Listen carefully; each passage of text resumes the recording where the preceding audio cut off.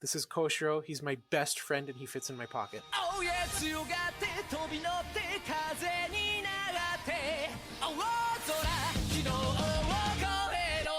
Welcome to Padages, your critically nostalgic analytical tour through Digimon anime. I'm your host, Jeff Ruberg, and today I have special guest, Twitter friend, and Digimon RPG and TCG expert, formerly of Tamer Union, and currently of Digimon Card Network and the Maniacs channel on YouTube. Welcome to the show, Touya. Well, expert's a bit of a stretch, but okay, thank you very much. I think you're hard-pressed to find anyone with more knowledge about Digimon RPGs and trading card games. I might know somebody. Okay, you might be the one person who knows the people who know more than you. So can you tell listeners who don't know about your work, about the projects you're currently working on, like Digimon Card Network and Maniacs channel? Right, so Digimon Card Network is like the most germane one to this show that like, I just started this, basically there is a new Digimon card game coming out in 2020, which is nominally, like, in the advertising, they're trying to present it as a revival of, they say that Digimon card game as if we don't know they're talking about Hyper Coliseum, the digital monster card game from 1999, which in Japan was extremely popular actually for a number of years. It lasted until like 2006-ish, and then they kind of deliberately killed it off in order to start a new game because it really had gotten out of hand. And the new game lasted all of like 12 months, I think, maybe not even that long. So the new 2020 card game is kind of made in that image, but it's actually a very different game in gameplay. And after seeing how the rules played out, I decided to commit to it, and I created an all-in-one database that compiles how to play the game, all the individual cards sorted by the set they come out in, breaking news about the game, and eventually tournament results if this coronavirus quarantine ever actually ends and people can go outside and go to tournaments again. Yeah, I hope the whole COVID-19 global crisis situation doesn't, in addition to all of the horribleness that it's caused, doesn't, make the card game dead on arrival. That would really suck. If it fails, we have a scapegoat for once. So, like, you can't really make excuses for some of these past games. They were just badly organized and badly advertised and sometimes badly made. But yes, before this, I kind of on and off ran a website called Tamer Union, which I had created as a Digimon games news and strategy website. Tamer Union isn't like dead, but it is on hiatus because I'm just running Digimon Card Network 24/7 now. Oh, and what's the Maniacs channel about? Yeah, so Maniacs channel is like both my greatest endeavor and greatest mistake. It started out as RPG Maniacs, which was supposed to be an RPG-centric YouTube channel, and then I kind of realized I wanted to talk about more than just that, and that was very limiting as a brand, so I changed it to Maniacs channel. And basically, I used to say it was about the crunchy side of RPGs, but now it's more like the number crunching of games in general. If you had to describe it, like, of all Digimon media, like anime, video games, trading card games, VPET, what do you consider your favorite part of the franchise? So those that know me might be surprised by this, but it's actually the Digimon V-Tamer 01 manga. When I think about like the thing that sparked me back into Digimon, I was always kind of engaged with it because, I was part of that Fox Kids, Foxbox generation that watched Digimon Adventure and 02 and Tamers on TV, and then tried to track Frontier as it desperately channel hopped between ABC and whatever else was out there. But I was kind of like casually engaged with it beyond occasionally picking up a video game like Digimon World DS. And reading the V-Tamer 01 manga was this kind of spark about a decade ago where I was like, I'd like to make a website for this. And ultimately, because I was preoccupied with Cardfight Vanguard, I was running a website called Cardfight Pro, and then I didn't actually get into the process of making Tamer Union until 2014. And so the V-Tamer manga is kind of like central to why I'm here now doing what I am with the Digimon Card Network. Do you have a favorite, speaking back to the anime now, do you have a favorite season, favorite Digimon? Yeah, so my favorite Digimon is Monzaemon. I like the pun that, he's a puppet Digimon and his name is a play on the historical author of like puppet theater scripts, Chikamatsu Monzaemon. There's other reasons I like him, but I'll keep going.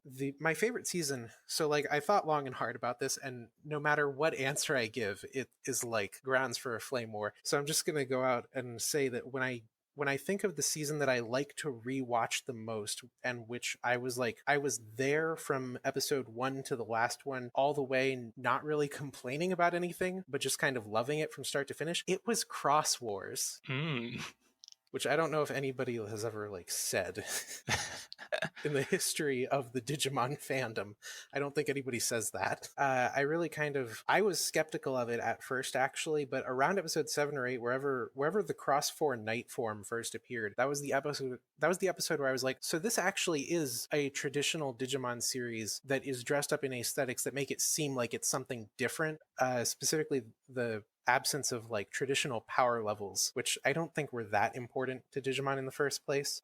Cross Wars for me actually kind of recalls some of the same elements that I liked in V-Tamer, in that there are certain elements of strategy in the series, like they'll attack from under the sea to catch an enemy off guard or do a pincer attack. And I guess saying that Cross Wars is your favorite is something you do have to justify. So the thing that really like gripped me about the season was its antagonist, because nominally Bagramon, they tell you from the very first episode, is like the big bad of the series, but the front and center antagonist is Dark Nightmon. And like, I don't want to spoil Cross Wars or anything, so I won't get too into it, but Dark Nightmon has a sibling relationship in the series that is gradually revealed to the viewer, and that sibling relationship is like a dark parallel of one of the human sibling relationships in the show. And Dark Nightmon has a very interesting and nuanced connection with the character that were initially introduced to Nene as being his partner. But if you pay attention to their dialogue and the way they interact, like Dark Nightmon is very much in control to an extent that is exploitive, and that's something that Digimon has not really done with Digimon partners like before that or since, I feel. And I actually started an essay on Tamer Union back when I started the website. I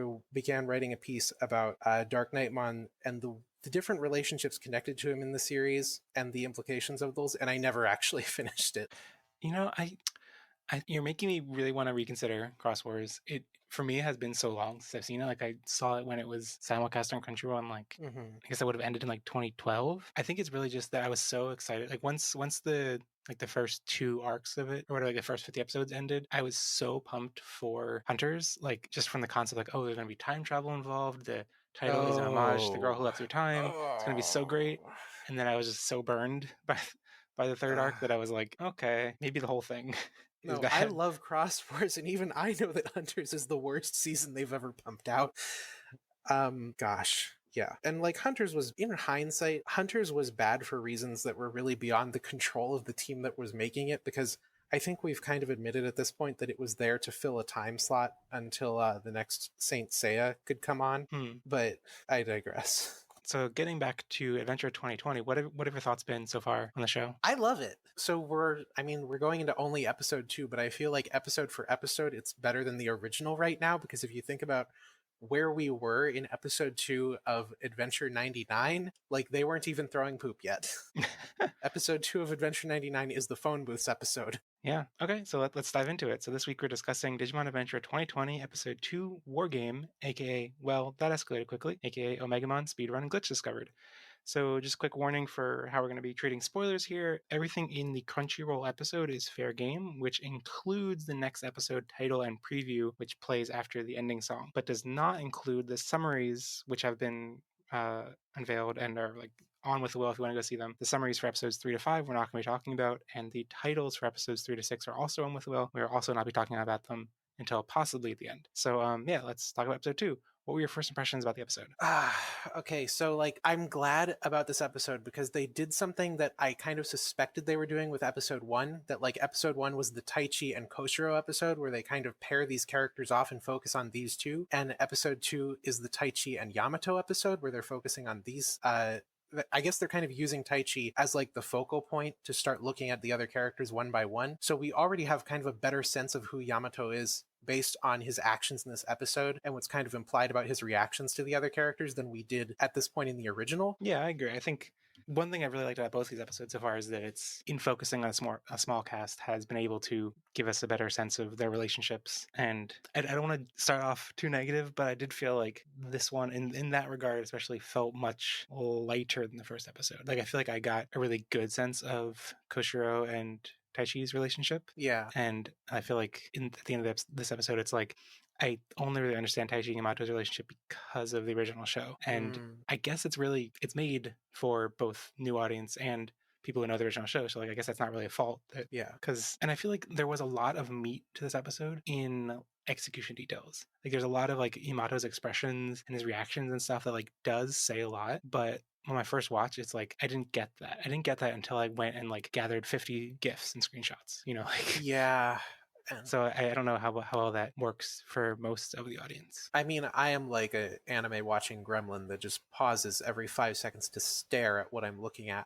And so like I think that a big part of this episode is Yamato's reticence to work together with Taichi and the points at which he hesitates to like get too close, because we already know as longtime fans that like his trait is friendship, and we also have an idea that it seems like embodying your crest traits in the adventure canon is like how you get your Digimon to evolve. Like the reason that Agumon can evolve to Greymon is because Taichi is showing courage. So there's the implication that Yamato in some way has already come into his he's already accessed his kind of ability by, I don't know, being a good friend or maybe just being open to other people, but he's also wary of that in some way, and he has some kind of implicit hesitation towards getting too close with Taichi. I mean, they've known each other for less than 24 hours, but yeah, I mean, I think I remember a lot of people talking about this last week after it was like revealed that Yamato was there and already had Gurumon, and it was like, well, how is he already, he seems wary of Taichi, but how is he already like basically unlocked his friendship quest if he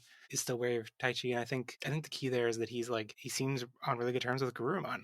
Like he's not fully realized and like, friends with everyone, like totally accepting of, basically like it makes sense that there would be many stages to his crest and how he has self-realized. So I feel like, I don't know. I mean, maybe this is like a minor detail, and I don't know the full nuance of what would be standard to a Japanese speaker. But the moment that really sold me that he had a good bond with Gurumon was when Taichi's basically introducing Koshiro, and he's introducing Koshiro to Yamato, and Yamato, his first reaction is like, "This is Gurumon, and I'm Yamato," and it's like, "Oh, that's sweet." He's like introducing him first. This is my best friend.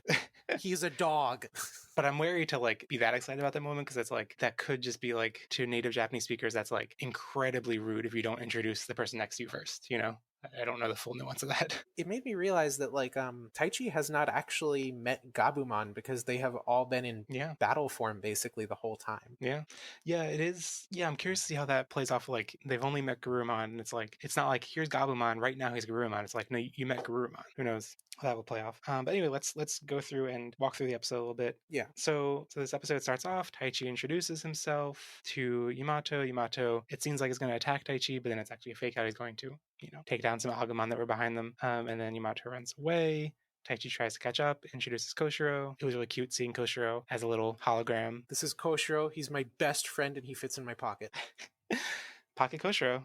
It was great. And then Koshiro, like, this felt a little bit, the stakes were a little bit strange, because at the end of last episode, Koshiro was like, by the way, missiles are being launched from America. Or at least, I'm actually confused about the timeline of things, because there was the preview at the end of last episode. Maybe at the end of last episode, he just said US military servers are being hacked. But then at this point, after Taichi keeps trying to introduce himself to Yamato, Koshiro reminds everyone that there's still that threat, and then gives them a shortcut to missile control, basically, where they jump into a digital stream and then end up a different part of the net. And this first segment where they're going through the net, and like it, summarizing this, I'm like, not much really happened, and it was like, I think the first like 9 minutes of the episode. So I wonder about this. Can much happen in this sequence when they do need to basically keep, like, we're still in the very early stages of the anime, so they have to be introducing how things work in terms of the digital world, which means devoting time to showing them traveling through, because this isn't actually the digital world that we know. This is like a cyber world. Yeah. So they do have to like devote some time to showing them moving through it and how this works. That's fair. I think maybe it's inevitable in how this fits with this character. Like Yamato like wants to run away. It's like the script is fighting against them actually talking, and that's kind of what I want to see as a viewer, is them having dialogue, and instead Yamato is like, I'm gonna run away. And I also feel like the sequence was not, the execution or the writing was a little bit off. Like Yamato is running away before he even knows where to go, but he isn't trying, like he isn't, like at one point he's running away because he doesn't want to talk to Taichi. At another point he's running away because he is agreeing to help with Taichi, but he's just running in a random direction. And then Koshiro later tells him where to run to. And it's like, okay. Well, he is sitting on top of a giant dog. Maybe Garurumon can just smell Algomon. Yeah. Like, how did Yamato find them in the first place? Is a question that I have. Yeah, that's a good question. Yeah, I guess that none of that's been revealed. Because Yamato's not from around the same place as them, right? They comment on that. Well, I think it's a little bit ambiguous now. I think the only clue that we have is that when Taichi introduces Koshiro, and then Yamato's like, "Where is this guy? Where's this hologram in your pocket?" And then Taichi mentions the name of the station, which is in Kawasaki, which is like a smaller city between Tokyo and Yokohama. Small enough that I don't think it's ever been in Shin Megami Tensei. And so it's like not quite Tokyo. It's like I think it's just far enough outside Tokyo to not technically be Tokyo, but it's kind of Tokyo. Oh, And anyway, Yamato's reaction of it seems like maybe he doesn't know. It's like he has a reaction, and Taichi says, "Oh, you don't know it," and then gets cut off before we know if that's actually what Yamato meant or not. I've seen people theorize that like Yamato shock could be that he has no idea about Tokyo region stuff, or it could be shock that they're from the same town. You know, like it could go either way at this point, I think. But people are speculating because of the ending song showing Yamato in very rural settings that he yeah. could be in a completely different setting, and that I think that would be cool. I mean, I think having him like physically separated from Takaru would be pretty interesting. But then reunited in the digital world, so the technology is what connects them. Yeah, yeah. Yeah, and I think it'd be a pretty interesting dynamic. We're used to Yamato and Takaru being like very close and like Yamato protecting him a lot, but like it would be interesting to see them a little bit estranged at first. And well, I don't know. We'll see how that plays out. Well, and like in the original series, I think that they tried to imply, like, it was weird because we would constantly see Takeru and Yamato together, but their Right. backstory was that they were almost never together. Right. Yeah. So it's like they seemed close, and then it was like, oh, this is actually new to their new setting. Yeah. Whereas here they're actually separated, and although we did get that really cute shot in the ending of them. Oh yeah, and like it's like a picture, it's like a wallpaper on a phone. What if it's Yamato's phone? So they take the shortcut to missile control, which I was glad they went to a new setting because the generic net background, it looks neat at first, but like after 30 minutes in there, like Yeah. the first episode and the first chunk of this episode in there, it's kind of like there's not much to it aside from the general aesthetic. So once they're in that new missile control area, basically Greymon and Garurumon fight a lot of little Algamon. Oh my god, I forgot my autocorrect on my computer keeps correcting Algamon to Argomon. I'm like, wow, it really is a dub terminology stan, my laptop.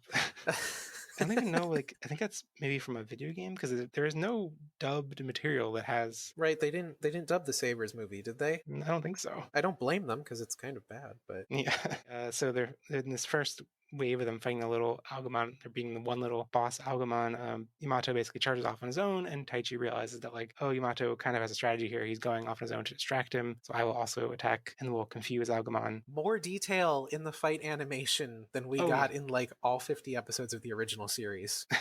Yes, there's so much detail in these fights. I do feel like that is the majority of the episode though, is like fighting for the bulk of it, and it's great animation, but I feel like I've seen enough of Greymon and Garurumon fighting now, you know. Yeah, but 10-year-old you would not have. Yeah, that's true. And also like writing this out, like the summary of what happened, it's like, okay, this is an interesting thing that they realized through nonverbal communication. But like, yeah, I don't know. I feel like this episode just felt like there was so little dialogue. So they confuse Agumon. Agumon looks defeated. Yamato's like, no, they're not done yet. It's not done yet. And then Agumon evolves into I wrote down this one as big triangle tentacle Agumon. Like Greymon and Garurumon are basically like completely outmatched at this point. And Yamato says he has a risky strategy, and Taichi agrees to it. And this is where I really feel like the nonverbal communication, like I think it worked in the first phase of the battle because it was like something that we see Taichi basically like guess what Yamato's doing and then play along with it. But at this point, they're supposed to be verbally communicating. Like, Yamato says, okay, I have an idea. It's going to be risky though. And then Greymon and Taichi agree to do it. And then I couldn't tell if they're just supposed to like psychically communicate the plan or if they actually did communicate the plan and they just didn't show it to the audience. But basically, Greymon and Garurumon do what Koshiro describes as a ultra close range attack. And I have to assume they actually did communicate it psychically because Koshiro, when he sees the attack, is like, oh, an ultra close range attack. So it's like he's observing it and like identifies what's going on as it's happening, just like we are. So like, I don't know. This is kind of like writing detail. I was like, this let me a little bit like, what's going on here? But it still looked great. Yeah, it did. But I mean, in some ways, the thing with animation is that like we talk about the mythical idea of like the animation budget when the reality is that most anime have roughly the same budget, and it's a question of how it's used and whether or not the animators are actually interested in doing the thing they're doing. Well, yeah, and production, Yeah. coordination, and yeah, there are lots of so many factors. And with this, like, it is more interesting for the animators to come up with a complex fight scene than to animate two characters talking at each other extensively. And I recognize that there's a middle ground between both, but it's also more interesting for the kids at home, especially with these early episodes, to get hooked by action. So I kind of understand why they did it like this, even though I also don't like that it's not exactly clear how they, if there was a plan, how did they execute it exactly? Because we just see Yamato being like, this is really dangerous, we don't know what could happen to Garurumon and Greymon, and Garurumon's like, ah, I eat danger for breakfast. It was that kind of attitude that they would just, sure, it was a dangerous plan, let's do it. Maybe there was off-screen communication. Yeah, maybe there was off-screen communication that that Koshiro didn't overhear. But maybe we didn't see it because it's not important. Right. I think that it makes sense for it to be off-screen if it's like they want us to be surprised by when the attack actually happens. But I don't know, it wasn't that surprising of a strategy. Like, Yeah. especially, like, I saw some people who I guess were like live reacting to the episode, and they like saw them say they had a strategy. They're like, I think their crests or like their digivices glow or something while they're like in motion of that attack or whatever. And we're like, oh, are they going to do some kind of evolution? Like, I thought actually at that point that was what, when Yamato said he had a strategy and it was risky, I thought that was going to, like, because I assumed Omegamon was going to come out of this episode. I was like, oh, maybe he knows about Omegamon. You too, huh? Yeah. So I was like, maybe that's, and I thought that was really intriguing because I was like, oh, is that the risk? Like, that he knows a way to get to Omegamon, but if it like backfires, then like something devastating is going to happen to them. Yeah. Which still could happen. So I was thinking about this, that like it would have been more interesting if that was how they got to Omegamon, but they also would have then been ending the episode too soon for Omegamon to have that dramatic conclusion where it appears. Yeah. And it would have made sense because, like, it's been established by Digimon previously that Jogress, well, actually, that's like a sin for me to call it a Jogress evolution, because that's one thing they're consistent on, that Omegamon is not a Jogress or DNA Digivolution if you're a dub fan. Really? Yeah, he's Gatai. He's a fusion, and that's different in Digimon terms from being a Jogress. Sometimes they represent it as if it were one. I think Cyber Sleuth might call it that. Cyber Sleuth might call it a Jogress. But in other media, like in the old Digimon card games, effects that countered Jogress or affected it in some way did not generally affect Omegamon evolutions because they appeared through some other mechanic. And that's something that is like kind of part of, it's a waffly bit of lore, I think. Sometimes they...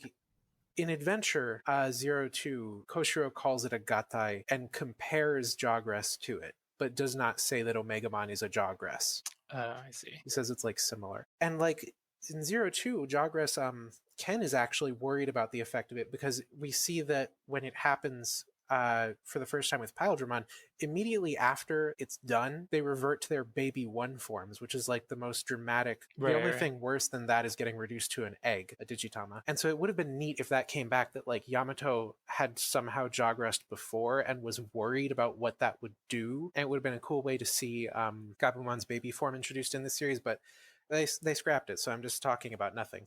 Well, I think, yeah, we still have to, we'll talk about Omegamon, but I think there's still a possibility of there being consequences like that. But I guess it's just, I bring it up here because it felt like once the reveal of what their attack actually was, which was just run up really close and attack at really close range, it felt kind of like, oh, is that it? That was the thing? Yeah, it was a denouement. I think it was supposed to be more impressive than it ended up being, and it was, I mean, it was good animation. It was not like, wow. Right. And I think this was actually, I'm like intimately aware of it because I've gathered gifs for like each cut basically of this sequence. And it's like, it's really, this is when basically Greymon and Garurumon both like fly through a cloud of smoke before jumping and biting Algamon at really close range. And it looked really cool, but it felt so flashy and so fast that this is kind of the problem I also had with a lot of the really cool animation in the opening sequence. It's like really cool, but it's like it lasts for like 2 seconds at most. So it's like, it's great if you're screen capping, getting every frame. If you're making GIFs to put on Twitter, it's great to share. But like actually watching the episode, it's like it goes by in like a blink and you miss it. And it's like, oh, okay. I think it's good for reruns, but I don't even know if they do those anymore. Part of like, even though I think almost all of the attack animations were unique, like every time Greymon or Garurumon attacks, I think it is completely original. There were like 2 instances of them doing their like firing bursts of, what is it, Mega Flame and Foxfire that looked maybe similar, But aside from that one moment, like I think everything's unique. But the problem is that like maybe this is because I'm used to Digimon. Like the only way Digimon usually can build up hype is by having different forms and different kinds of attacks because each one was animated so poorly. But like I was kind of like, oh, they've used the same tool set of attacks like 50 times at this point. I've seen Greymon shoot a Mega Flame like enough times now. Even though each time was animated, it was really well done. Yeah, and this is so this is what I wonder about with the pairing off of the characters, that like if they keep doing the thing where Taichi is kind of the focal character and then they pair him up with a different person every episode to get in their head. I mean, we won't see Garurumon for a while after this part of the season is over, because in theory the other episodes would focus on other characters, but we would see a lot of Greymon doing the same stuff again and again. I guess we'll have to see how that Yeah, plays I out. wonder. But yeah, so they do their Ultra Cold Strange attack. This time Taichi still, like last time, Taichi thinks he's defeated, but this time Yamato is also on board. They think he's like completely defeated, and Kosher was the one that tells them that they are not. And I think this is the kind of thing that like I felt like there wasn't too much meat to the episode because it's like kind of it just felt repetitive that it's like We won. No, we didn't. We won. No, we didn't. and it's like by kind of the situation we're at the beginning of the episode and the situation we're at the end of the episode are very okay. The situation we're at the end of the episode before Omegamon Yeah. is very like at the beginning of the episode, we think, the U.S. military servers have been hacked. They're about to fire a missile. At the end of the episode, right before Megamon, oh, that missile is firing. That's the only difference in like the state of the world. And like Algamon has gotten stronger. But aside from that, it's like we spent an entire episode and not much has changed until the point where everything changes and Omegamon appears. So do you have any thoughts about that, about Omegamon? So I think that they did it this way because they were going to have Omegamon debut. And so they, for lack of a better terminology, you can't make it too interesting before that. And because that has to be like the climax of the episode and the thing that hooks you into wanting to see what happens next. So if they were to say stop the missile launch and then Omegamon appears, well, now there's no reason for him to be there. Right. And the focus of this episode was, it's weird because there's not a whole lot of dialogue writing, like you said, but it is more cerebral in that this is all about Yamato and introducing him and his uneasy relationship with other people, and then showing us kind of where that relationship could lead with Omegamon. What do we think about Omegamon appearing here? Well, I think so. Yeah, I guess we should talk about how like that seems very controversial. It seems like a lot of people are upset about being too soon, or it's like too fast, or it's kind of like undercuts how it was extremely earned in the original. I can't even say the original series because it wasn't in the TV series, but in the original like anime TV/film cross media franchise, like it took 54 episodes of build up and then a movie and like it worked because of an entire year's worth of like character build up. It feels like it was earned because you're walking into the theater having seen the TV series. But yeah, I feel like the Omegamon, like whether Omegamon's too early or not, I think it's ironically too early to call whether it's too early. Because if it's intended to be a big build up, it's not that. But I don't think it's not intended to be that. It's not trying to be this big character based build up that it was in the original series. And I'm hoping that it's trying to be something different, that it's more of a like, I don't know, like it leads into the series, which has a much more grounded, like they don't just jump right to the end game after this point. And that it somehow sets the stage. Like if the framing of the season is basically taking our war game and using that as the inciting incident that causes them to become chosen children, and like this is the equivalent of the Greymon versus Paramon battle, and like it could be that after Omega, like maybe Omegamon and Algamon, once they duke it out, they basically are like completely evenly tied, and Omegamon gets completely destroyed in the battle, and the Algamon and Galgamon that Taichi and Yamato are friends with in the main series proper are completely different ones. Like Algamon kind of maybe was in the original show. I think debated by Try. Try kind of retconned a little bit to say that they were the same one, but anyway. Oh gosh, I forgot about that. Stop reminding me of Try. They were originally different. Yeah. But here's my take with Omegamon, that I think that this is like when a video game gives you a little taste of power at the start, and you like turn on, I think Lufia 2 did this, or maybe it was Lufia 1, that you start the game with a level 50 character fighting a final boss, and you get a sense of what that character could be like. Or when Final Fantasy Tactics shows you a really powerful NPC early in the game, it shows you where you could get with a bit of work. And I think they're showing Omegamon to us now because they're going to surpass him later. And when the characters have like gone through their arcs and grown stronger, there's going to be something way beyond that they do for the end game. Right. And I think when people say that it's too early, I think, are assuming they're jumping right into that stuff right now. And I think, I mean, at this point, we're only talking about the title of the next episode, which is To the Digital World. But there is stuff about other titles that leads me to believe that, like, they're not just jumping to, like, everyone has a Mega Evolution and everyone can, whether it's Gel Grass or DNA or just a fusion, like, they're not jumping to the stuff past Omegamon in episode 3. So yeah, I think what you're saying is true, that it's kind of like a taste of initial power. Like, bring up more video game examples, when you start off a Metroid game and you basically start off with Samus's, like, quote unquote full arsenal of powers, and then you lose all your powers. But by the end of the game, you have far surpassed that initial loadout. So it's like you start middle of the road, go back down to 0, and then by the end of the series surpass it. And that is, if that's what's going to play out, that seems like it could work well. Because if they eventually, when they get back to this point, that's the point where it has to feel earned, and it has to feel like they didn't just jump back to it. And for returning fans, we're really excited to see what's beyond that. Like, for the show to go to new places. Right. I mean, it already is kind of new because it's remixing everything, but I'm really curious to see if, like, Omegamon isn't the final goal, what is the final goal? Who knows? Omegamon merciful mode. Yeah, I agree with you. I think that this is kind of showing us where Taichi and Yamato, and to a lesser extent the others, can get when they work together. And I think it's also ripe for drama of the characters realizing they can't just do this on command. Yeah, and I think it's like, hopefully the stakes, it's like, this is not the end of the world, but it's like the end of Tokyo, and like Kosho's gonna die if they don't do anything about it. So it's like things taken to the extreme, and it could be very plausible that it's like they struggle to recreate it, or something else happens. I guess to bring up the cursed dimension of Tri, like, hopefully this isn't like when they reboot in chapter 3 and then in chapter 4 just get back to where they were before that. I saw all of Tri, but it feels like I didn't see it when we talk about it. Also, so with Omegamon, I was thinking that actually this Digimon anime, I mean, Digimon has always been a toyetic anime. It is trying to sell products to you. It does not make its money on the ad revenue from commercials. That is minuscule compared to, it basically follows the He-Man model, where you have these characters people get attached to, you have toys based on the characters that you're trying to get them to buy. Those run in ad bumpers between the parts of the episode. This is actually illegal in America now, thanks to TV regulations, because it was too effective. Wow, I didn't know that. Yeah, it's fascinating. Look up He-Man and the way that I think it was the FCC changed the regulations for broadcast television, that they limited how many hours of commercial time could be on children's programming. And all of the regulations are kind of meaningless now because we have streaming services. But basically, the tactic was too effective, to the point that it was maybe a little bit dangerous to let them kind of brainwash our children. And I say that as someone who was a brainwashed children. We're all the brainwashed children. We're not the chosen children, we're the brainwashed children. Yeah. Yeah, nobody chose me. I chose this myself. I spend my money of my own free will.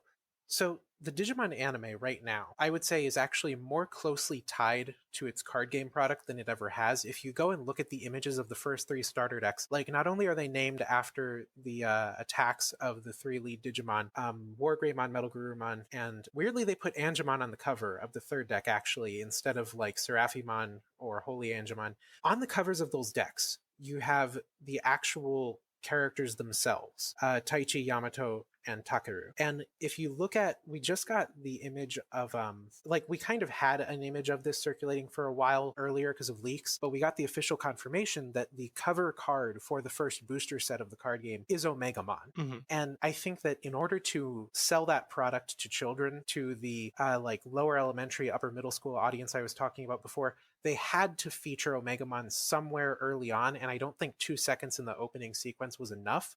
So finding a way to write him in is a good way of getting that product moving, which sounds like I'm accusing them of being like soulless corporate shills or something, but I think this is good for Digimon, actually, that it leverages its IP like this, because that's how we get more Digimon anime. Yeah. And I think that it makes sense to have that be featured in the card game early on, because he is one of the most iconic Digimon in the series. So, like, yeah, the card game should launch with Omegamon. So moving on to listener questions. So we put a call out on Twitter for questions around the time the episode goes up. And so if you have questions, you can send it to us between then and when we record. So first one is from CC Takato, and they asked, do you think Wizardmon is going to play any sort of role with Tailmon in this reboot like he did in the original? I think it's a little too early to, like, we don't even know Tailmon's role. Like, I think the big question there is, like, are Hikari and Tailmon going to be with the group from the beginning. Mm-hmm. And we didn't even know that part yet. So Actually, we didn't talk about this, but those two characters did appear in this episode. oh yeah. So like in the original, what they had to do was shoot them with arrows of light from Angemon and Angemon, right? And that like triggered the evolution sequence to their then final levels for the show, because Omegamon didn't appear in the TV series. In this, they touch those feathers right as Taichi and Yamato's digivices are lighting up, and that seems to be what helps facilitate the evolution sequence. So I think they're supposed to be involved. Yeah. But I mean, obviously they're not revealing how that works exactly. Yeah, and that's a big mystery, and I hope that is handled well. Like, I hope mechanically it makes sense that this happened and isn't just like because it wasn't a direct callback to this moment, but the other thing it reminds me of is what I guess it's the third movie, the first Zero Two movie, when they, when Gatomon and Patamon just randomly evolve to their Mega or Ultimate form just to pass off an evolution, and it is just kind of a thing that happens and is never explained. The thing is, like, well, in the Adventure and Zero Two canon, we have a lot of ground rules and mechanics explained, and there's something that happens that doesn't fit into any of those mechanics. And so far, we don't have any mechanics explained. So, like, I'm trying to keep an open mind and not go in with the same expectations. Oh, right. I didn't actually answer CC Takato or CC Takato, CC Takato or CC Takato. I always forget that I don't pronounce Takato correctly at all. Well, no, nobody can blame you. We live in the cursed world of English speaking. Our language doesn't make any sense. So as to whether or not Wizardmon, and Tailmon, Gatomon will have that backstory, I don't think that they're going with the same backstories in this reboot. This is not a remake. And so this is a new plot, a new setting.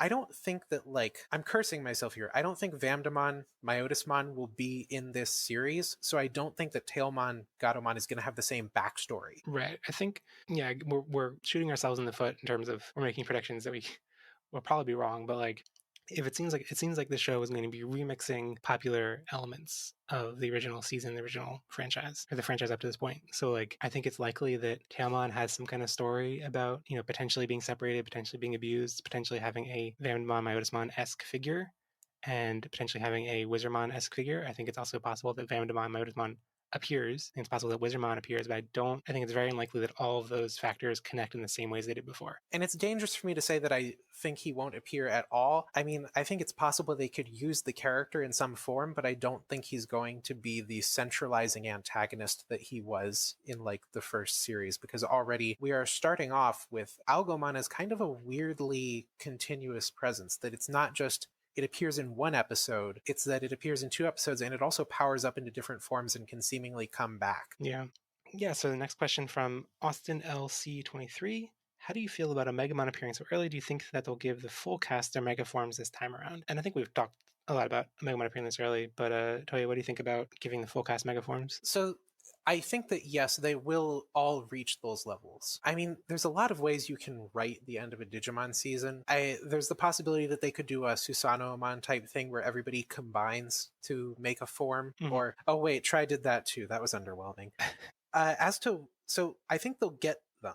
I don't know if they'll be the same ones, because so far we have seen evolutions that we are familiar with. And it would make sense that, like, the card game right now, they want to cross-promote with it. It's going with very safe forms. Well, except, I guess, Holydramon and Plesiomon, like, specifically tend to incite flame wars from people that prefer Ophanimon and Vikemon. Wait, so is it Plesiomon in the card game so far? Yeah, he's I mentioned that there were 2 chosen Digimon for each color in the starter decks. They have their full lines in there. So they've got their main level 6s, which is Wargreymon, Metal Garurumon, and Seraphimon with effects. And then they have a vanilla level 6, which does not have an effect, but has higher base power. So they have Plesiomon and Holydramon in there. And I think it's possible that we might even see, like, multiple ultimates at the end game, multiple level 6s, mainly because I think they're going to try to surpass Omegamon in some form. And so the end game is that the characters in some way surpass their original selves as we know them. Like, they grow in new ways, their Digimon grow in new ways, and there's something shiny at the end of the tunnel. I don't know, well, it's hard to speculate based on episode 2, right? Yeah. I feel like there's not any more information episode 2 gave us in this regard than episode 1. And episode 1, we were also just like, no idea. So maybe everybody will go to super ultimate level, the equivalent of what Omegamon is. That this would drive the people that run, like, the Digimon encyclopedia is nuts. But what if they gave everybody their own kind of Omegamon combination Digimon? Like pair up two characters, you get a level 7, you get one, you get one. I mean, yeah, I had totally forgot about this idea because I had long resigned myself to not be hopeful about adventure in this way.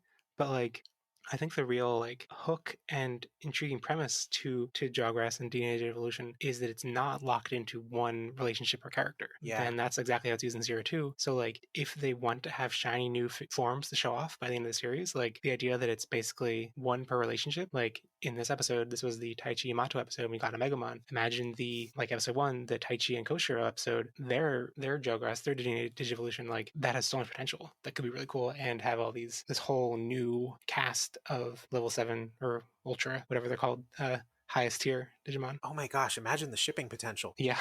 Not Yeah. to be a Tayama shipper or anything, but red and blue is really strong in the card game right now. Those two complement each other. So the next question from Dot Yawning said, not really related to episode 2, but do you have any favorite illustrators or specific card art from any of the Digimon card games that we've had so far? Yes, I have two. I have no answer. I don't know anything about the Digimon card game. This is all Touya. Touya, go ahead. I will corrupt you.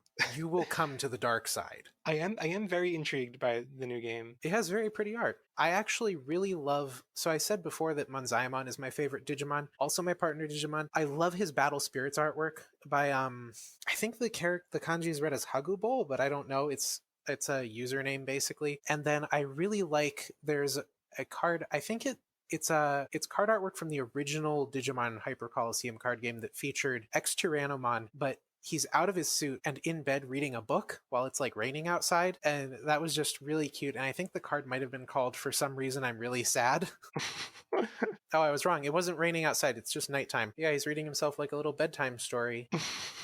Oh, I see. You can't see what he looks like outside the suit. Right. He's just like a Final Fantasy black mage. Right. For some reason, I'm really sad. Wow. The old Hyper Coliseum card game had really weird names, okay? One of the most important cards in the game is just called Let's Stop Fighting. That one also has good art. It has Monzaimon on it, and he's like being really creepy, I think, staring out the back of his zipper. So next question from Andy Lucas TT. They asked, let's pretend we get a reveal like original adventure.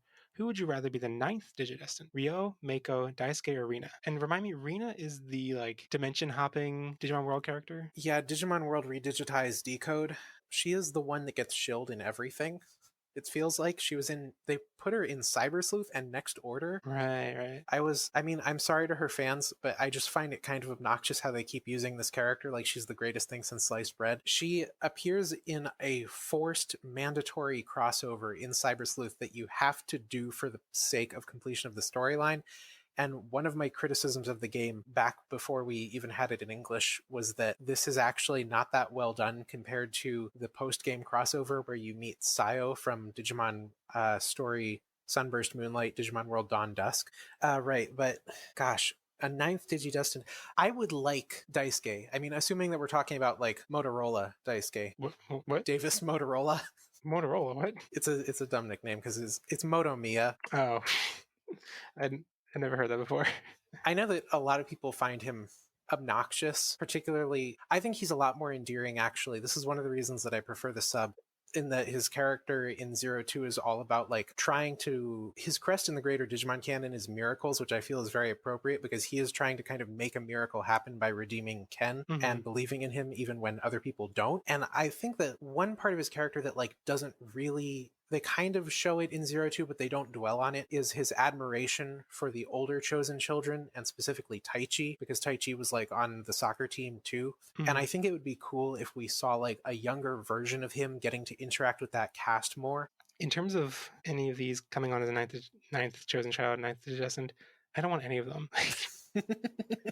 I mean, maybe Ken, but like realistically, like it's too loaded. Like I don't want a 9th.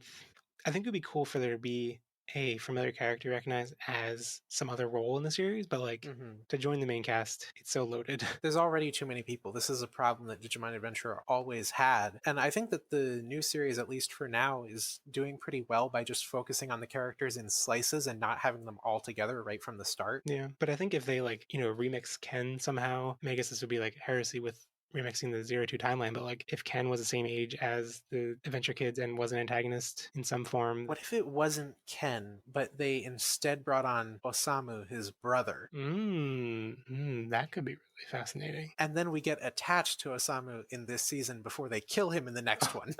Yeah. No, that's an edgelord talking. I'm totally buying it now because like that could be a character to be introduced and like would be both intriguing to new fans and to old fans. Be like, holy shit, it's Osamu or Sam. Like, holy shit, this means so much. Anyway, the last question from Mar49 said, do you think the power scaling will change now we got an early Omega reveal? Maybe we get to see other Jorgos fusions as well. I guess we kind of answered that in the course conversation that like, yeah, we think that Omegamon is not going to be like the baseline, but also that like hopefully they're going to move past it eventually, but not right away. I think he's just a goal to move towards for now, that like we've seen what they can do, they've seen what they can do, and now they kind of have something to shoot for in their character progression. Yeah, but I do think again we're like betting on things that we have no way to predict. But like if this series focuses more on Jogress, on DNA Digivolutions, like it would make sense for the like initial arc that opened the series to be about like introducing that concept to them in the most dire circumstances and then them like eventually building back up to it and then exploring all the different combinations. Now I thought about that idea too much and now it's like implanted in my brain and I'm gonna be disappointed if it's anything other than that. No, don't get invested in your predictions. Just throw stuff at the wall and see what sticks, and then you can say I called it when you basically typed out every possibility. Yeah, exactly. That's like what happened with us when we were recording about Try, and like in chapter 2, like whenever Ken was very first teased, I was like, oh, it's gonna be Jedi, and like it kind of was, and that came out like a year later, and it was like, oh man, we were so smart. And it's like, no, we were just throwing the most absurd idea out there. I hate you for reminding me of that. Yeah. Gosh, that was so terrible. So yeah, so let's get to our final thoughts. Yeah. To wrap up, do you have any concluding thoughts? And I think we should rate the episode out of 5. Well, I would rate this a 5 out of 5. I was skeptical at moments, but I think that in the end, this kept up the pacing of the first episode, and it's keeping us hooked for the next one. And that's basically what episode 2 needs to do: introduce characters and keep us going. I think this episode for me, it kept up the momentum, but in terms of things that like I really respond to, it felt like it lost a little bit of momentum, but it's not to the point where I am any less sold on the series. Like I think the point of the episode was to showcase animation, to showcase a lengthy battle sequence, and that just wasn't the most engaging content for me. But I think this is like a problem that is unique to this early setting the stage arc, I think. So I think I give it like 3 out of 5 stars, but my excitement for the series is not dulled at all. So do you have any hopes or predictions for next episode 3, To the Digital World? So I had a prediction, but when I saw the titles of the episodes after it, that basically confirmed it's not happening. Okay, so we'll talk about that after the end of the show. Yeah. What I expect is that like Omegamon is early in the episode, like that situation with Agumon is resolved before the midpoint of the episode, and then there's a time skip to like a week later where they're going to summer camp, and then things happen, bringing them to the digital world. But what I'm hoping for is that like there is some significant weight to this Omegamon scenario, this incident that like, Agumon and Gabumon are erased and they lose all their memories, and Taichi and Yamato think that they're lost forever. Obviously that doesn't hold that much weight if they're like then reunited with a form of them a week later, but there could be some interesting consequences to that. Oh gosh, this is okay. So I mentally blocked this video game out of my mind because it was such a disappointment, but this is what you're talking about is like the opening to Digimon World Next Order, where in the tutorial you get War Greymon and Metal Garurumon and can combine into Omegamon right off the bat as like a tutorial, and then they die after that and are reborn, and they're completely different Digimon because it's Digimon World rules where every time you die it's a totally new one. Right. Huh. This actually, my boyfriend raised this idea when we were watching the episode that if it's similar mechanics of the digital world, like in the first, like the original show, where time flows differently, like a week later for the kids could be like hugely significant to the Digimon. I don't know how that doesn't still quite connect for me, because it's like the kids are the ones we care about. Like if they get reunited a week later, then it's like not going to be much to them. But I don't know. I'm excited to just like have more characters involved, and I'm excited for them to go to the digital world. Like I think this nether space has been like interesting, but the digital world is like a lot more fascinating, and I want to see more weirdness. Right. The net is like a familiar place. The digital world it's kind of uncanny, right? That it takes these things that are kind of familiar and then applies them like the phone booths in episode 2 of the Yeah. original series, that it's a totally unfamiliar way. And I really hope that they play up that aspect of it, because I feel like in the original season of Adventure, it's like there's like one uncanny concept maybe per episode for the first like File Island arc, and then after that, it kind of is almost completely dropped. Yeah, we have no idea what the server continent or the entire rest of the digital world is really like, because they kept using generic backgrounds. Yeah. So that's some things I hope for. I think in general, I forgot to bring this up before, but like Omegamon being revealed this early on it reminds me a lot of how it felt in the build up to Last Evolution Kizuna, the movie that we haven't seen. In the lead up to that movie, it was like being promoted and described as like, this is their final adventure. This is Taichi's final adventure. This is the kid's final adventure. And it was like, as veteran Digimon fans were like, yeah, of course it is. We know they're going to revive Digimon another 5 years from now. Like, yeah, it's their final adventure. Like, come on. Yeah, we get it. And then basically that like cynicism that we all had was immediately deflated as soon as they were like, oh, also we're rebooting Adventure like a week later, or not a week later to the US release, months later in Japan. But like, and it was like, oh, so like you knew we thought that like, I feel like they like caught exactly how we were going to react, and we're like, no, we're going to like undercut you. Like it felt like a masterful like 3D chess kind of maneuver. And I feel like this feels similarly, because it's like, okay, we're just going to get to Omegamon eventually. It's like, no, Omegamon's here now. And you're like, oh, okay, sorry. We didn't mean to be predicting that. Yeah, like, this feels like off the rails, right? right. Like the Dungeon Master laid out this in the D&D allegory. We are the Dungeon Master who laid out this elegant plan to guide the players from point A to point B, and they just decided to wander right off the board. Yeah, and it feels kind of like they wandered off the board because they knew exactly what we were thinking they were going to do. Mhm. And I'm excited to see that play out, if like they are savvy enough and like strategizing that much to to play with their expectations frequently. That is really exciting. I mean, I did see some people who legitimately thought that Kizuna would be the final entry in the adventure canon, or at least people who thought they would give it a rest for longer, which I think is more understandable. Right. And then they were not happy with the fact that the franchise took this direction. And like, I understand some of the anger, but it also, in Vanguard, we would call it the Dragonic Overlord ploy, that every time Dragonic Overlord got a new form, they would say it was his final form, and then surprise, it wasn't his final form. This is the last time we're using Adventure. It's like, yeah, I mean, it is on a wholly different note. Yeah, like it would be more exciting, or I don't know. It would, one of the things that I think appeals to most Digimon fans is mixing it up and trying new things. So on some level, remaking the original show is like, okay, I guess this isn't so much for what we loved about the original series, that it did different stuff and didn't keep returning to the same well. Well, we say we want them to mix it up, but also most people react to Cross Wars with a flame war. Yeah. And that wasn't that different in terms of what it was actually doing for characters being stranded in a digital world. Well, Digimon fans love to say they like things to be new and different, and then as soon as something is new and different in a way that's not exactly what they were thinking of, say that's not really Digimon. Like, oh, Cross Wars doesn't have power level, it's not really Digimon. Hatmon says Digimon Universe, it's not really Digimon. We do want them to be making an anime today the way they used to make them when we were kids, except we want the anime to look like how we thought it was. We want the anime in our head, not the anime in reality. Yeah. All right. So before we close out the show, I wanted to quickly recommend some other piece of media, non-Digimon, that people might want to check out. So do you have anything to recommend, Touya? Well, for anybody who has an Xbox, Phantasy Star Online 2 has their beta going on that, and I am very jealous of the fact that people can play that in English now. That's a game that I was very off my radar, and once people started, like once the beta started and everyone was blowing up about it, I was like, I didn't know this thing even existed, and has been out for a long time in Japan, right? Yeah, so it's been out since like 2012, and there has been a failed attempt at localizing it before. I'm just glad that there are North American servers, because with an online game like this, it's not really an MMO, but it is an online RPG with lots of people in the same room. And having servers on your continent is important in terms of like latency and ping and stuff. That's cool.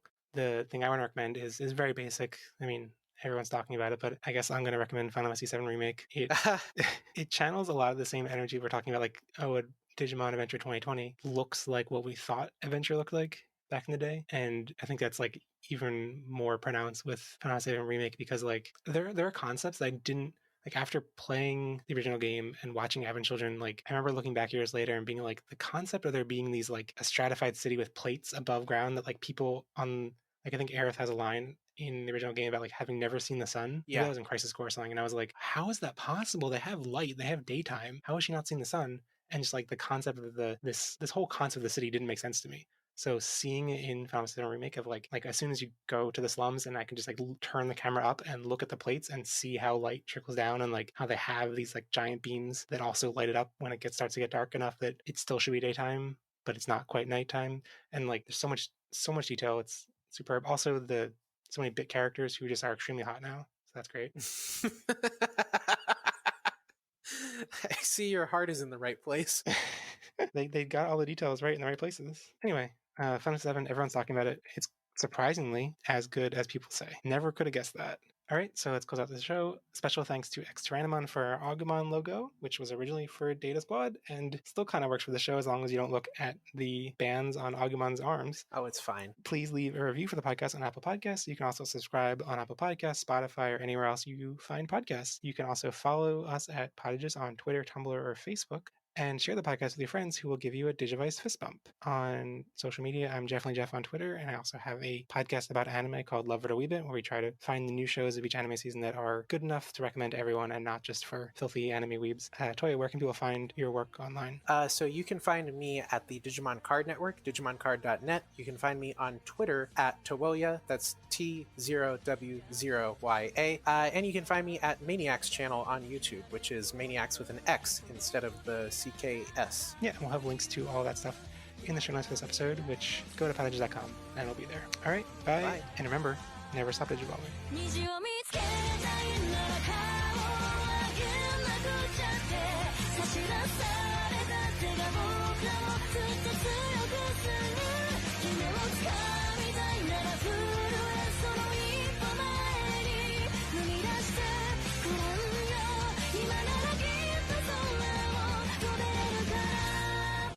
Yeah, maybe we should have written a script beforehand, huh?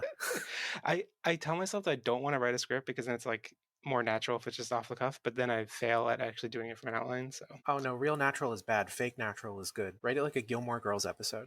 I guess the things I knew you for were Tamer Union and the Vanguard stuff, so I just assumed you had a lot of Digimon trading card knowledge. I do, but it was like acquired almost begrudgingly, like, okay, I know about every other card game under the sun, I guess I have to learn about this one. And then I was kind of surprised by the scope and scale of it, that when you like go through the Internet Archive and trail through old blog posts about it, it actually was kind of incredibly popular, which is a very different experience from, say, in the United States, where the Digimon card game in America, to make a long story short, they created it by reversing the rules of the Japanese game, so that instead of having 1,000 points that you start with and then your opponent has to wear them down by defeating your Digimon and they win when they reduce them to 0, you start at 0 points and you try to score upwards, and a lot of the effects were not adjusted for this. I pretend to be fluent in Japanese sometimes. I watch Summer Wars without subtitles. That's the bar. I don't know. I have actual Japanese friends that I talk to and they're like, oh, you speak it very well, but then there's always the mind game of, okay, if I actually spoke it well, they wouldn't tell me that I spoke it well. So have you seen the Shadowverse anime? Because I'm really intrigued because I've only played the game a little bit, but the art style of the anime looks like like typical Digimon-esque, like childhood shonen spirit kind of stuff, and the card game is very much not that. Yeah, so I did watch the anime, and I watched the fan reactions to the anime. I have watched in 2 different languages people go through every stage of grief over the Shadowverse anime. There's a major hole in the trading card game industry now that Bushiroad, since 2011, 2012, has really become one of the most prominent players in the trading card game market. And one of their key properties, Buddy Fight, which was targeted at the same demographic as Digimon is going after now and Shadowverse is going after, well, Buddy Fight is basically about to be canceled. I mean, it feels bad to say that because I know hardcore Buddy Fight fans. I'm about to live with one, but it's been on life support for a long time. The anime has been discontinued for a while. There's like no upcoming products announced. And usually there's always at least one booster set or starter deck that is like, it's in the works. It's coming in a couple months. And they'll time the announcements so that there's always something coming. But right now there's nothing. And Bushiroad has had like a string of failures in the past couple years with their adaptation of Monster Collection dying out, Luck and Logic failing internationally and becoming very niche in Japan. Vanguard has like halved its participation numbers in Japan versus last year. Vanguard actually did a reboot the way that Digimon is trying to do, but it did it way worse back in 2018. And initially it resulted in like a surge of players coming back into the game and then quickly vacating. And so with this opening that like Buddy Fight isn't around now and Bushiroad is in a weak position, all of the other companies are kind of smelling blood in the water and trying to go after that demographic with Shadowverse, with the Digimon card game, with Konami's new Rush Duels for Yu-Gi-Oh! And Bushiroad themselves is aware of this, and they're trying to make a new series called Dominator, which was originally scheduled for 2020 and has been pushed back to 2021. Gosh, how did I end up on this tangent? No, I think it's interesting, like especially compared to anime. Like the world of trading card games is like very outside of my like awareness even, and compared to even anime or video games, like people in all those realms, people have a finite attention span, but it's not quite as finite and limited as it is for card games, where it's like it's the player's like lifestyle, and like to win them over, you need to actually like get them to stop playing other games. So I hadn't really thought about how the industry of like what's out there is so important to what they can be working, and the fact that like I hadn't thought about the conditions of the industry that went into Digimon having a new card game now. Like there's a lot more going on behind the scenes than it feels like for other things we're aware of, like anime or video games. V-Tamer focuses on a version of Taichi that is like, it's not the same plot by any means. It is a manga that is trying to shill the virtual pets. I mean, if we're being honest with ourselves, it's a toy commercial in comic form for the digital monster virtual pets. But in imagining the battles that take place between the V-Pets in manga form, it ends up being a lot more involved than most Digimon media are when it comes to combat. Like, Digimon Adventure is kind of a sloppily animated show when you get down to it. There's not a lot of detail into most battle sequences. I don't think there was like a wow moment until maybe the first time Edamon showed up in the original anime. And this manga is much more, because it focuses on the battles, there's a lot of detail put into it. There's strategy. Taichi in this incarnation is a very cerebral protagonist who is like thinking, okay, how can I get my partner, who is not Greymon, by the way, his partner did start as an Agumon, but it evolved into Speedrun, and eventually that whole line actually up through All Force Speedrun originates from that manga. Taichi's always thinking about how can I best use Speedrun's abilities to overcome this particular opponent. And I mean, I love it because it is a battle manga, but it also has a strong character focus like we associate with Digimon, particularly in the rival relationship between Taichi and his rival in this, what was his name? Saiba Neo, I think. So like if I get to any point that you want to talk about, feel free to interrupt and I will edit it so it's smooth. Like don't worry about seeming hostile or anything. Yeah, I'll yell objection. Objection. Okay. These two episodes actually, they remind me of Rockman XA Mega Man Battle Network. Did you ever see that anime? I saw a little bit of it. It was it was like dubbed on WB, Kids one of those back in the day. Yeah, that was actually my first exposure to Mega Man, which I'm sure like that gives a heart attack to anybody over 30. But basically that was the Mega Man series where it was an alternate universe where digital technology took off instead of robotics, you know, like in the real world. And they kind of tried to imagine what the far future of 2000X would look like. It was actually 2000XX. They did not fall into the 2000X trap. Right. And so they would have problems in the real world that were then caused by the fact that everything was online, which sounded kind of preposterous in 2002. But my mother's fridge can connect to the internet. So apparently that's a real idea that we saw the ovens catching fire because of a virus in the anime, and we decided this must be real, and we created smart technology. Well, we decided it was worth it to get tweets on your fridge. Like, it's important. It's really important. I'm very disappointed in this future. But yeah, Digimon evokes a lot of that for me with these, with like the missiles are connected to the internet and being invaded by Algomons. Although I think in the Japanese context, our war game might have gone out in theaters before season 1 finished. Because I know that happened with season 2. Yeah. That Diablomon Strikes Back also came out, I think, like before episode 48 of 02. Yeah, it looks like it did, because our war game was March 4th, and I believe 02 started beginning of April. So it would have been like a month before Adventure ended. I hadn't thought about that. That's kind of a strange consequence, but... Well, we experienced it differently in America anyway, because we had Digimon the movie, and the production order was different. We got a clip show with the best soundtrack with the most undeserving film. I hesitate between being like, is it actually a good soundtrack or is it a good like shitposting soundtrack? I think it's kind of both. Like, well, the impression that I get is a very good song, although in hindsight it feels like the embodiment of all of the 90s in general, because this is technically related to Digimon, but not super related to this episode. But like the end of the 90s is basically happened, we know it, on September 11th, right? And that song is all about knowing that bad stuff could happen, but having it not happened to you yet. I forget where exactly they use it in Digimon the movie, but songs like that, I think the movie's been called an unintentional period piece, and I think that that's a very apt description of Yeah. what it is, with all the different ideas going on in the unfitting music that plays as they digivolve. Kind of want to respond to some stuff I said in the first episode where I was like so worried that the animation quality was like way too good for it to be a long-running Toei anime, Yeah.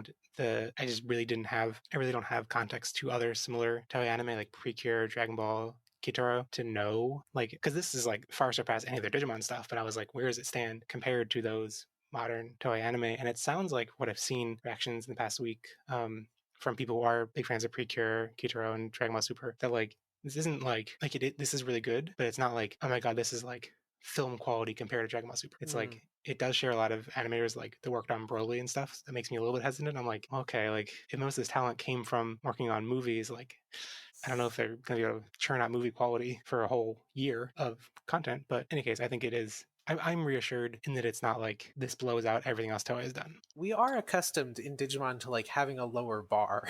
Yes. They have kind of used us in that regard. So that movie is like another movie that I love that nobody else loves. So when I was watching it subbed for the first time, like, you know, when I was watching it as the actual movie and not a clip show inserted into two other movies to stitch them together into Digimon the movie, one of the things that I noticed was that evolution sequence only happened after the antagonist of that film, which was Cherubimon, had gone and actually changed the space around them and like made time flow differently inside of it. And so I've always wondered about that movie's production process, and I was hoping that we could like one day get interviews with people that worked on it and answers as to what was going on. Were you like just told to make Holy Dramon and Seraphimon appear, or what? If I were to like offer an in-universe explanation for that, I think it's because that because of the changes the antagonist had made to the space itself, that like that was also the same sequence where the kids were aging backwards, right. and that somehow that enabled the evolution, but it's not elaborated on in series. Try to remember the end of Try when Mysterious Man or like Evil Jedi or whatever, when he like threatens, or he's like, oh, maybe I should bring back blank or bring back blank. Does he mention Vamdemon? No, I think he mentions Demon. Right. I'm sorry, Creepymon, right? Or Daemon? Which dub name do we go with? I would go with Daemon. I forgot Creepymon even existed. Oh boy. I can't forget it because it was staring at me every day in my Nintendo DS when I played Digimon World DS. He's called Creepymon in there. All right, so do you want to talk about the other titles? Yeah, I guess we can touch on those. Okay. So now we're entering the title spoiler zone. We're going to be talking about the titles for episodes 4, 5, and 6, but we're not going to be talking the summaries. So summaries are still safe. I have avoided summaries because I got burned from reading too much about Try beforehand. But yeah, so episode 4 is Birdramon Flies, episode 5 is the Holy Digimon, and episode 6 is the Targeted Kingdom. What are your thoughts? My thoughts are that they're going with the structure that we've seen so far, in that, so Birdramon Flies, that's obviously going to be a Sora-centric episode. And with the others, I think it's harder to place in terms of which character is going to be the focus of which, but it does seem like they're still skipping around. I'm not really sure what the Targeted Kingdom could be. Right. Do you think Holy Digimon is referring to Takaru or Hikari? It could refer to either of them. I think more specifically, I think it's more likely to refer to Takaru because, okay, I keep jumping on this soapbox, but they are trying to market the card game. And with the 3 starter decks, the third one is focused on Takaru, so it makes sense to put him at the front of the series before those... actually, I think these episodes will come out around the launch date of the starter decks, which is the last week of April. And so they kind of... You want to feature the characters prominently, get people attached to them, and that will hopefully give you a sales bump. But also, it kind of makes sense because when you look at the character polls that Toei and other companies have done over the years, the 3 most popular characters in order are generally Taichi, Yamato, and Takaru. And Hikari, she's up there, but she's usually not one of the top 5 or so. Well, when I framed that question, I didn't even mean is it A or B, but I was just like, is it Takaru, Hikari, or someone completely else? Okay, yeah. I mean, I don't know. My gut reaction is that it's too soon for Takaru, but it makes sense if he's featured predominantly in the cards. But I don't know. I feel like I shouldn't judge it based on what worked in Adventure, but what worked so well about that is because it's held off until the end. Not the end, but the last reveal. And if it really goes Taichi, Yamato, Sora, Takaru, and who else is left? Koshiro, Joe, Mimi, their afterthoughts. Like, Mhm. I hope, like, I think it could be a red herring based on like some other Digimon that is holy. I don't know if afterthoughts exactly. Mm. Because I mean, if we talk about like marketing order, there has been a leaked product schedule from a reputable source that showed that the next starter deck was going to be green, and would so that's going to be the one that Koshiro and Mimi feature in. Well, it'll be one or the other because they don't include two tamer cards in each deck. They include one. So one of them will be the focus. And the question is, well, is like Rosemon going to be the cover card, or is it going to be our old friend HCAB, Heracles Kabuterimon? So I guess I'm saying it's not like an afterthought, but it's more, this is the order we're choosing to market things in because these are the products we're rolling out and we want the anime to synergize with that. And it could also be like episode 5 could feature Takeru, could feature some kind of Angemon evolution without that being like the new normal, or like it could be some kind of tease or some kind, the way that we hope that Omegamon in this episode is not they've unlocked Omegamon usable for the rest of the season kind of thing. So like I shouldn't judge it too harshly too soon because there are lots of things that it could be, and it could be employed well. If they keep like cutting up the cast into small groups and shifting the focus, then I think it makes sense to get out an evolution for each character in the first couple episodes to introduce their Digimon, because then the camera is going to be off them for a couple episodes at a time. So it might, it's not as impactful as Takeru being like the climax of the first arc of the original series. But on the other hand, if they do try to save it up like that, then you just won't see him be the focus for like 13 episodes generally, whereas in the original series, this is the like side effect of it being more action oriented, right? They've got to show evolutions, they've got to show fighting. There's not as much dwelling on characters. Yeah, I hope that it finds a good balance of dwelling on characters as well, but also like I realize now that talking about episode 5 when we're only up to episode 2, like by that point the series could be in such a different direction, and like the conditions by which they go to the digital world in the next episode like really will color a lot of things. I said I had a prediction that was like ruined by these previews. My prediction was actually that in episode 3, the nuke would be like about to, how in our war game it stops short of like just impacting the city and like falls into the ocean.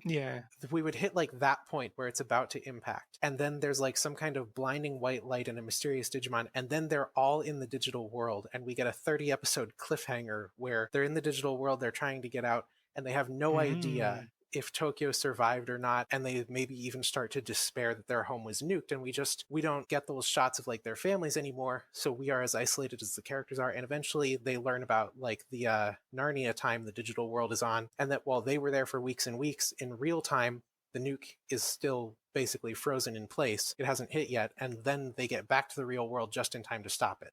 But I think that's totally thrown out now based on the titles and also the summaries, but we're not getting into those. That would have been a really cool idea. Well, thank you. I'll write a book.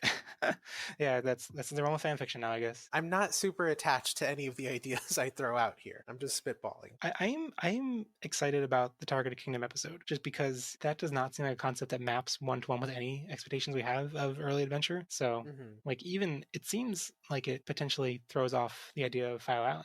So I wonder, this is like my inner V-Tamer coming out, but what if the Targeted Kingdom is like Holy Angel Castle from the early drafts of the digital world, which I think its real world equivalent is supposed to be the Tokyo Big Sight location, the convention center. Right.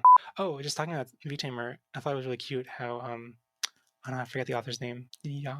Yabuno Tenya? Yeah, Yabuno Tenya. Their reaction to the new show on Twitter was like, oh man, I get to see another Taichi. Like, that was cute. I mean, they designed him, right? Oh yeah, I forgot about that detail. So that's like seeing your kid who hasn't aged in 20 years. Must be tough to design them, and then like the version that everyone knows is not your version.